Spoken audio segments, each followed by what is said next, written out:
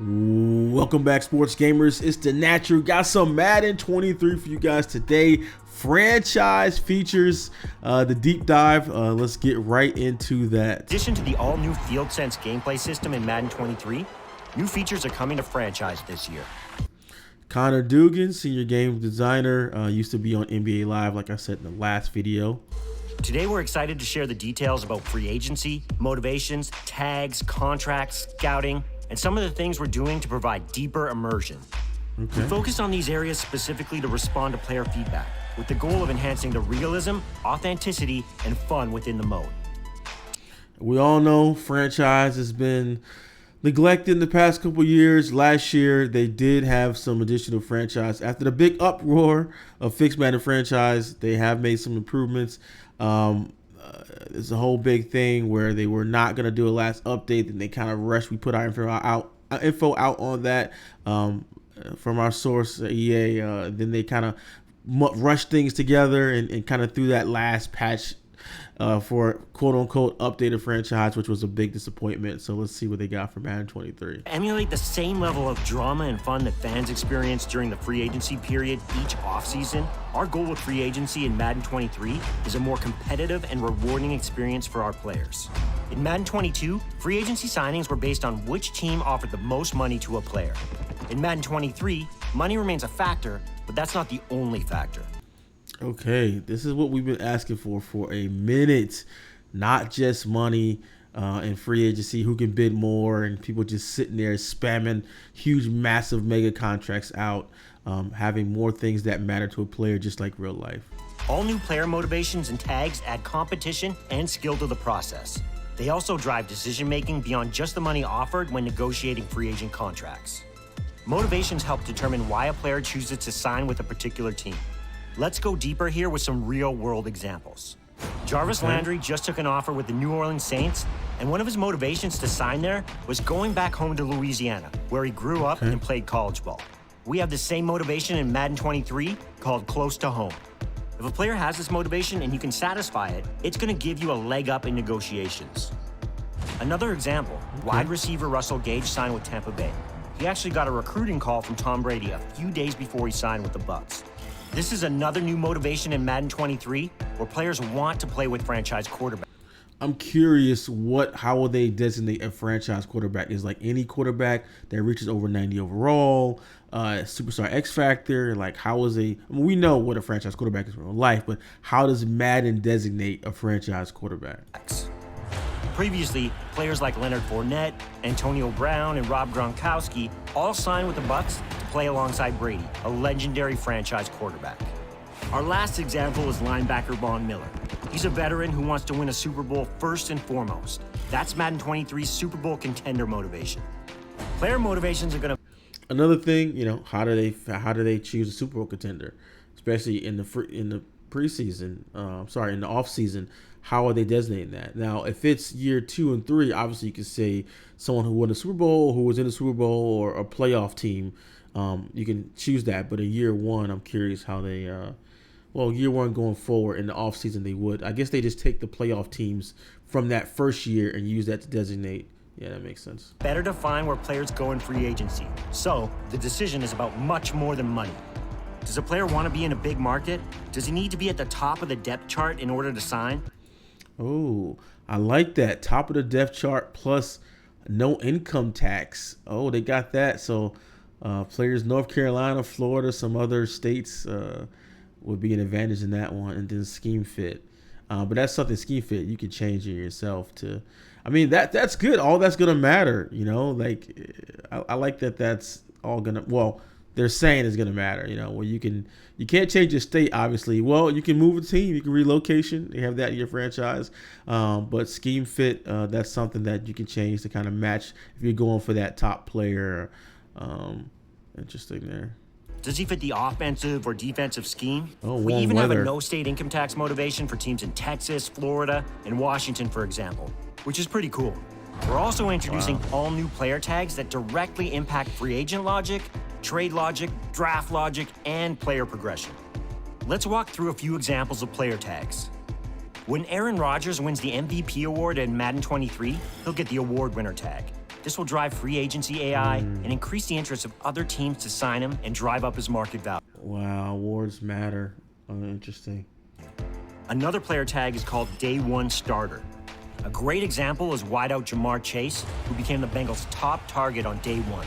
With this, CPU teams will now utilize pro-ready prospects, moving them above similarly rated players on the depth chart to get them more reps and progress them faster.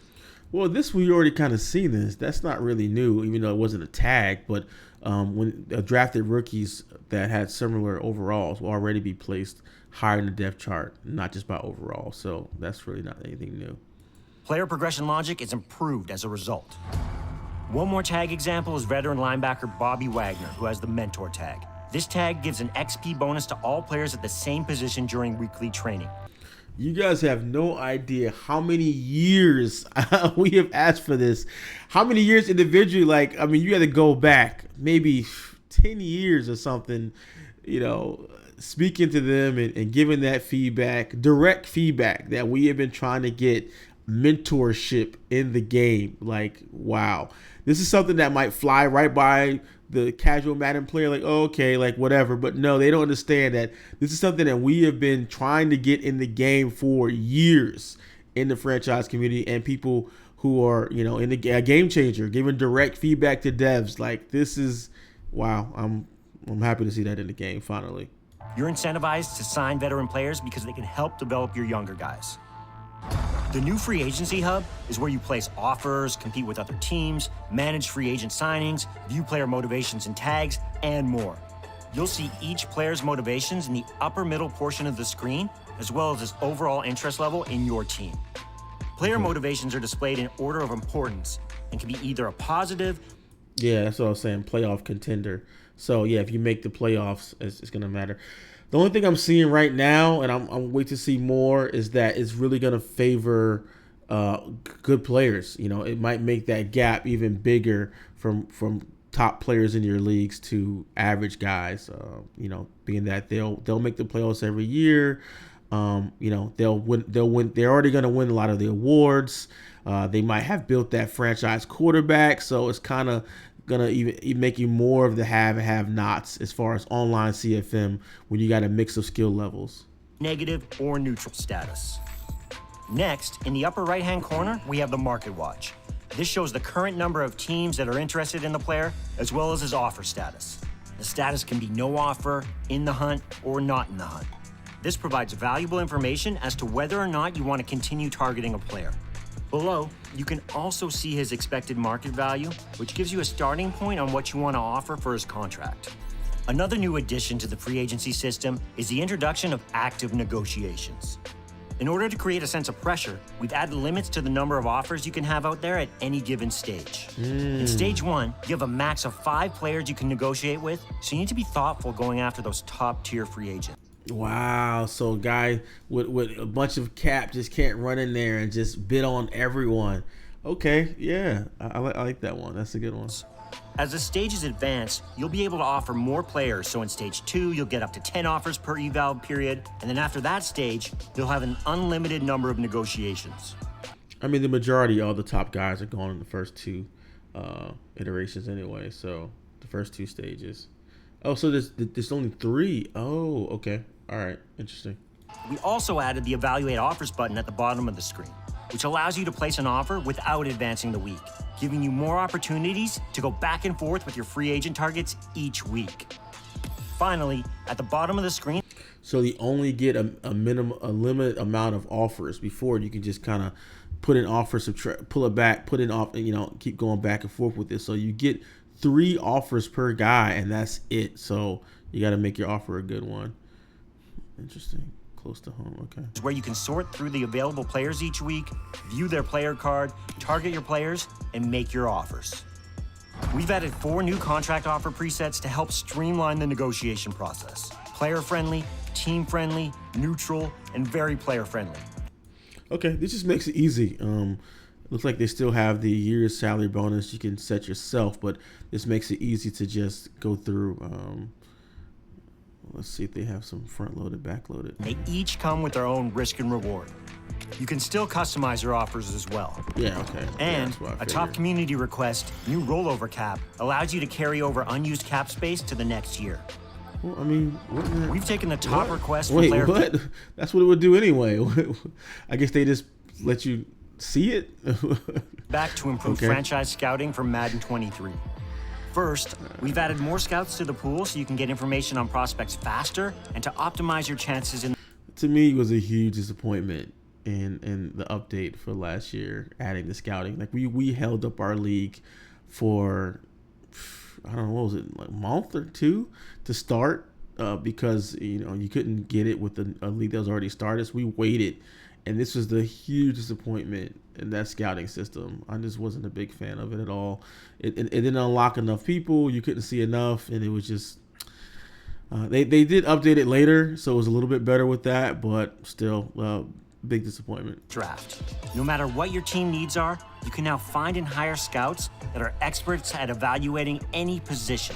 You can also now scout multiple positions at each stage to unlock information on more prospects in less time. In Madden 22, as you scouted a prospect at any given position, attributes and ratings were revealed randomly. For example, if you were scouting for a QB, yeah, and that was super annoying. Rating like break tackle might have been revealed early in the process, but that's not an important attribute for QB evaluation. In Madden 23, we've added weighted attribute reveals.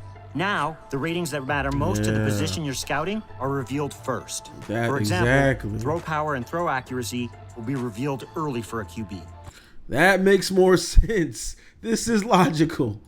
We've continued to listen to feedback from our community and have tuned and improved other important areas of franchise, including draft classes, franchise hub, and overall immersion updates. It'd be nice if we can even get that working because the draft was a ton of glitches in it last year.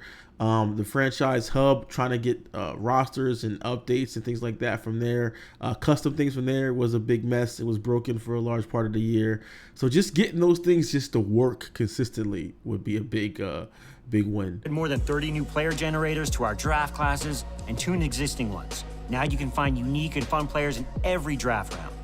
You'll also be able to see generational prospects in the draft. Generational prospects. Oh, interesting. Okay. These player finds are rare, but they come with a high overall rating and will be guaranteed X factors. This is super valuable as you develop your franchise for long-term success.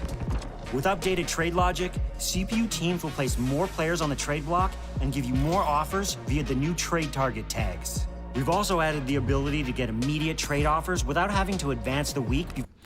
And this is great. This is really the majority of franchise fans play offline, play just for the CPU. I'm a online CFM guy, connected franchise guy that plays in 32-man leagues. So a lot of this stuff doesn't affect me, but this is great. These are great additions for offline folks who just, come home and play their seasons in their franchise versus the computer. And this is big additions for them. Or you hear back from a team.